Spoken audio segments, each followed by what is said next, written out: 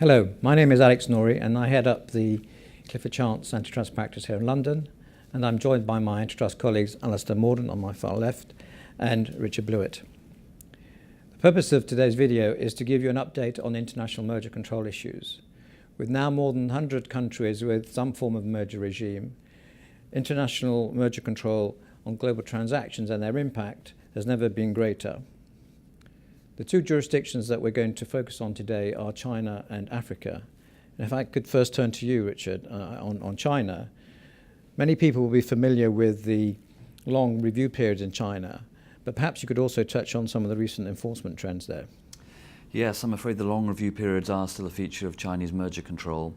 They can be extremely long.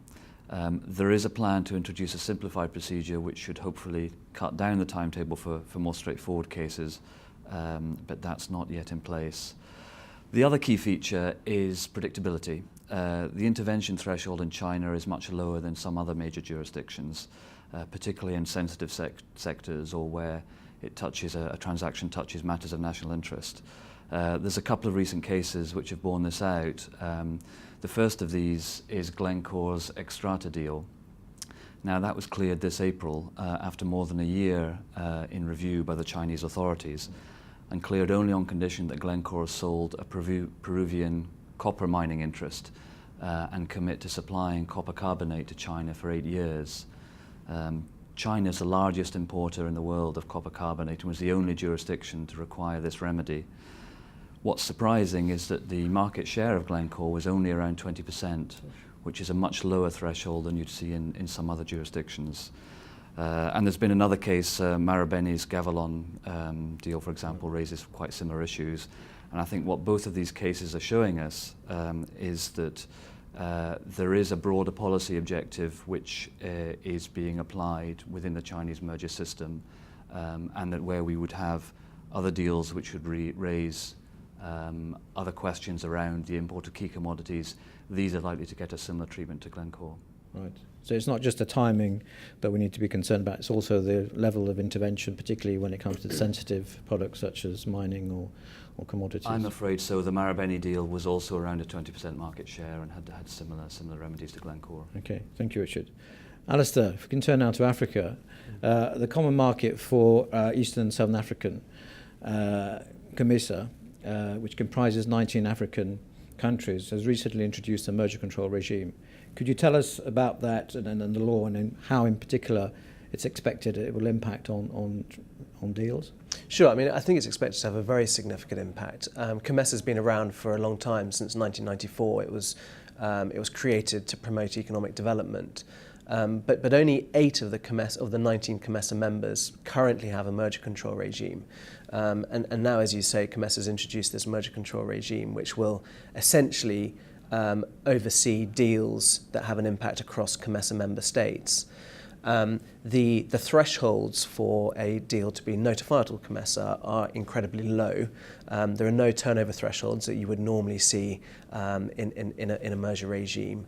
Essentially, all there needs to be is an acquisition of control. And secondly, the merging parties must operate in 2 or more COMESA member states, and it's not clear at the moment whether that particular test could be met by just one of the parties. So essentially, just one of the parties could be present in the COMESA states. So it's a very, very, very low threshold. It's meant to operate like a one-stop shop, so similar to the European merger regulation. If you notify Brussels, you don't have to notify at the national level. But some COMESA members, at least one so far, has come out and said that they're not recognising the one-stop shop nature of the regime. So there's a huge amount of uncertainty at the moment. On top of that, filing fees are potentially extremely high, up to a maximum of $500,000. So what we think will happen is that, first of all, there could be a large number of deals that now need to be notified to COMESA on top of potentially any filings that need to be made at the national level. We're also looking very carefully to see how COMESA will look at these deals.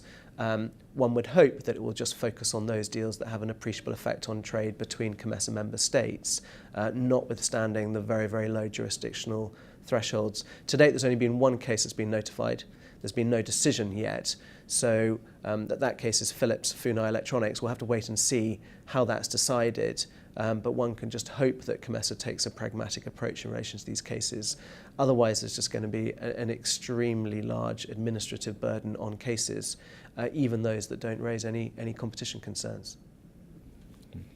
Well, many thanks to you both. I think both those examples are very useful reminders about the impact of merger control on transactions, not only from a timing perspective, but also potentially the impact and the need to provide remedies, even at a very low level of intervention, and particularly in some sensitive sectors like mining and commodities.